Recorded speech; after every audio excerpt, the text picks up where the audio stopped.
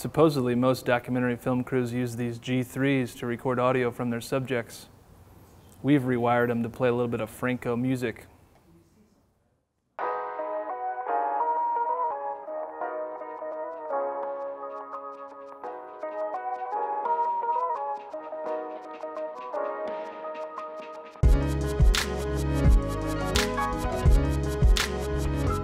So we're going out to meet Erik, who we know is a little bit scared. He's never dealt with a crew that can make monkeys faint before, and everybody on the crew has made a monkey faint at least once, and in public.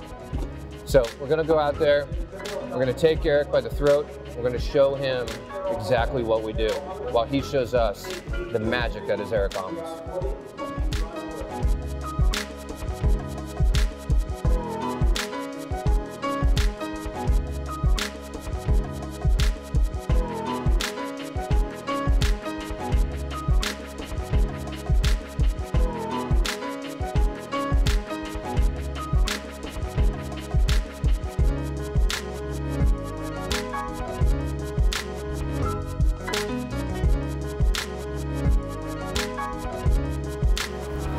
Welcome to RGGEDU.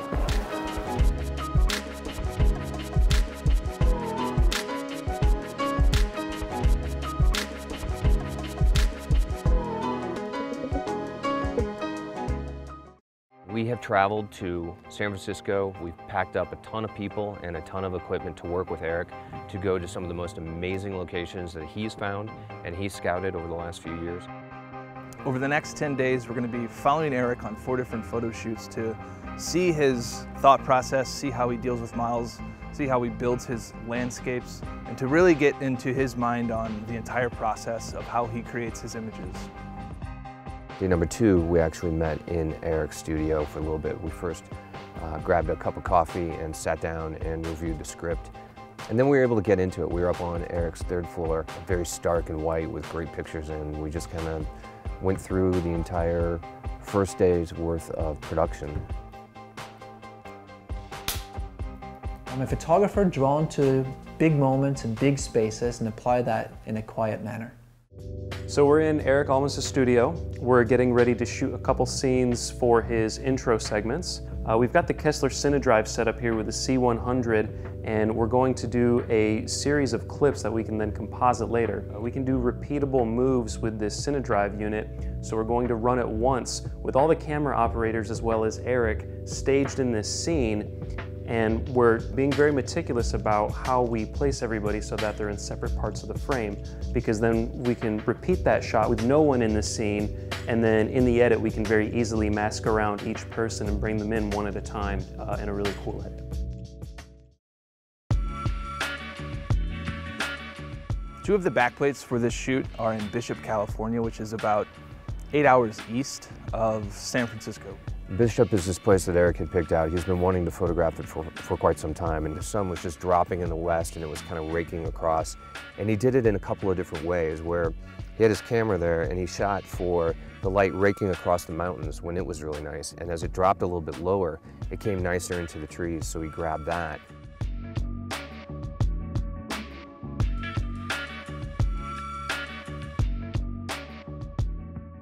Oh, I love it. I mean, look at it. Yeah, it's beautiful, just beautiful.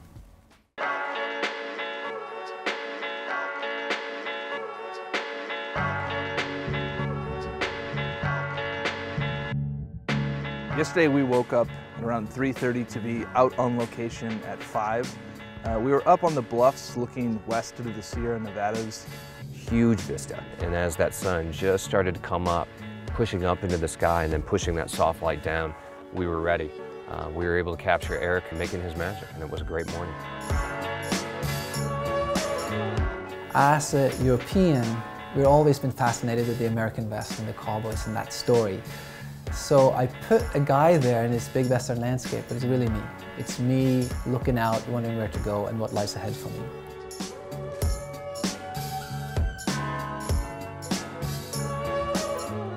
So the place presented some challenges for us as well, because we were on the edge of the cliff. It was very, very rocky, not easy to get to, and we had everybody with all the equipment. So we had to be careful where we positioned everybody. Erik was actually right on the edge of the cliff a good portion of the time, which meant that Our camera B was kind of behind him, also on the edge of the cliff. So we had to be careful where everybody was, making sure that nobody stepped off the edge and went the wrong way, or even just tripped or twisted an ankle on something. We scheduled the shoot just how a commercial shoot with Erik would have gone, and we wanted to cram 4 of these shoots in about 10 days of production, which is pretty typical of Erik, and we did that because we wanted to see how he dealt with the problems and the issues that he normally deals with on a commercial set.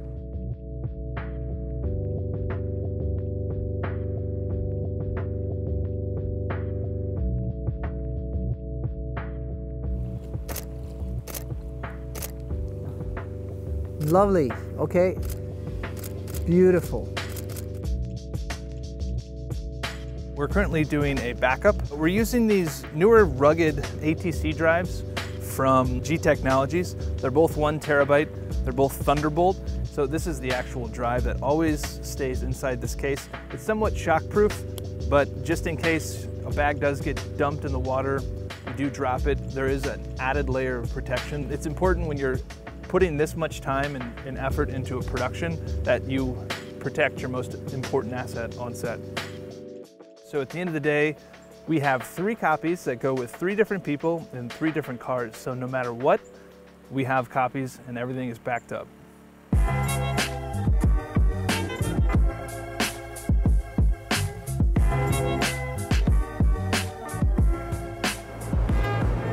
thought he was just gonna have us, you know, like me specifically, just lift the back end and hold it up, you know? But yeah, but then who would shoot your camera? Exactly, this is way easier. Yeah. I've always been a big fan of his work, so to now see him work throughout the entire day to create 1 image, it's really quite amazing. This really funky warehouse. This place has got so many crazy things in it. Right now he's in the middle of kind of turning this into more of a story, adding a little bit of a fashion element to it. He's going for several shots that he could attach to the car crash. So he could blow up the car crash into a singular story. Could run for several pages in a magazine if they choose to do so. Erik's crew is setting up what they need to recreate the light for the car shot. This is the car that's going to be photoshopped into the scene earlier. I'm excited. And Jaren's here too.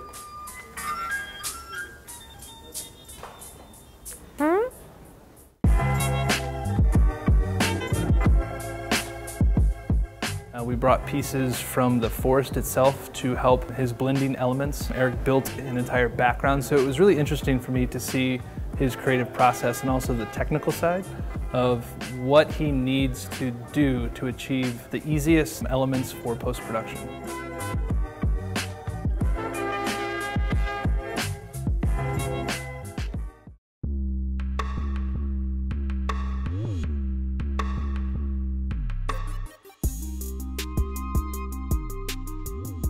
So we just wrapped up another day with Erik. This one was a long one and a hard one just to get basically 1 shot because the place is so tight.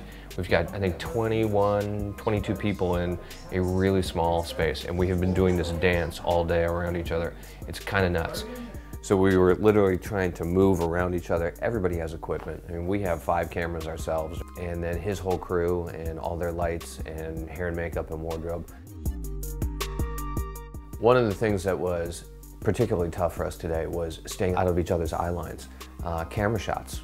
We had a really hard time setting up our camera positions because the rooms were so small. And we're trying to get 3 camera angles plus BTS, plus have everybody in there.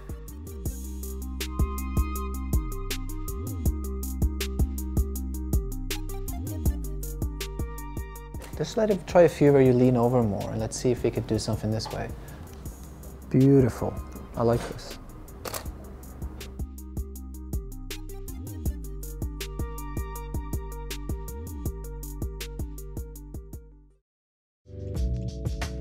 Every day on Erik Almas' shoot, we've been rolling 5 C100s, 2 5Ds, 1 60D, and 2 GoPro Hero 4s.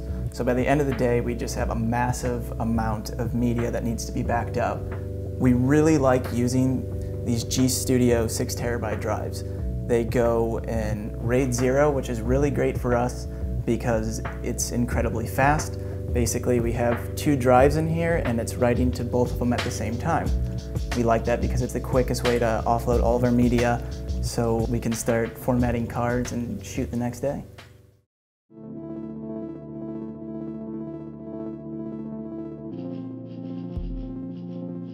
We're shooting the last image where the wise old man is kind of showing Erik the way, showing him his future. There's a life ahead. The woman with the beautiful flowing dress that's going to be dropped into the backplate that was shot several days ago in Bishop, which is really kind of cool. You think about it. Erik is shooting these in totally separate locations. I mean, we're 400 miles from where we were, where the backplate was shot. But he's going to shoot the foreground with the talent and drop them in, and it will look absolutely seamless. It's just going to have such a drama to it. It's really going to be cool.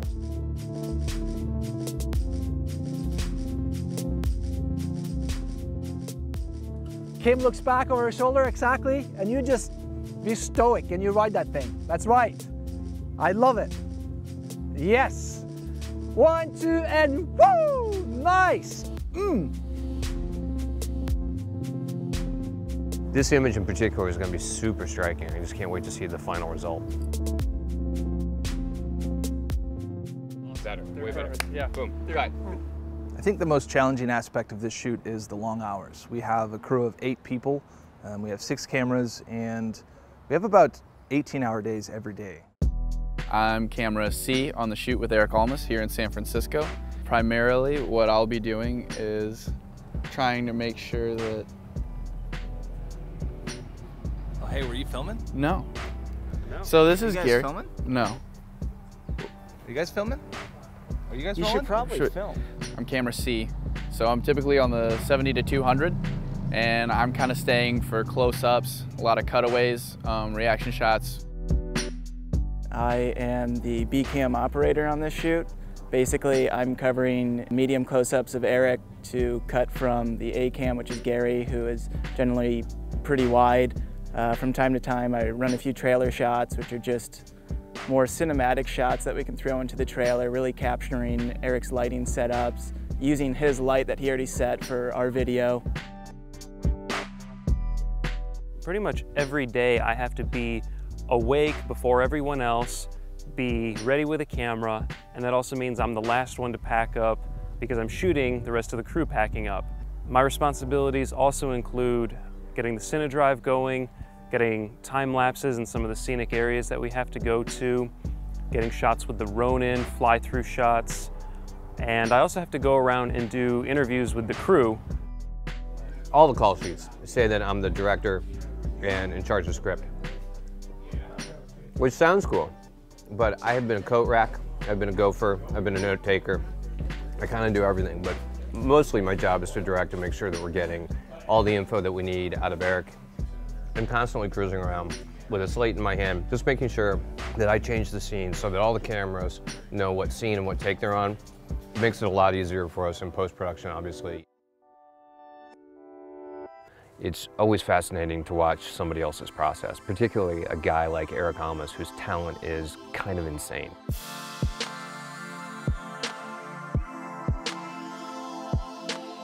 I've learned a lot, quite frankly. It's really been interesting and amazing to see his whole process.